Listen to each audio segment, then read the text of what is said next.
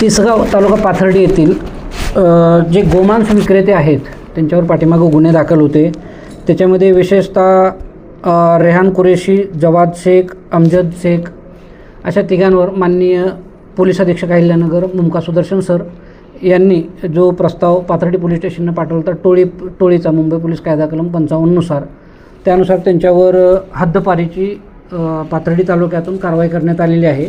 त्यांना 6 महिन्यासाठी पाथर्डीच्या आजूबाजूचे निवासा हे तालुके आहेत इथून त्यांना 6 महिन्याकरता हद्दपार केलेला आहे. त्यांचा आजच आदेश आलेला आहे. त्यांच्यावर आदेशाची अंमलबजावणी करून त्यांना स्टाफसह इथं ते सांगतील त्या ठिकाणी म्हणजे जवळपास अंबुरा ह्या ठिकाणी त्यांना सोडण्याची कारवाई आम्ही करत आहोत.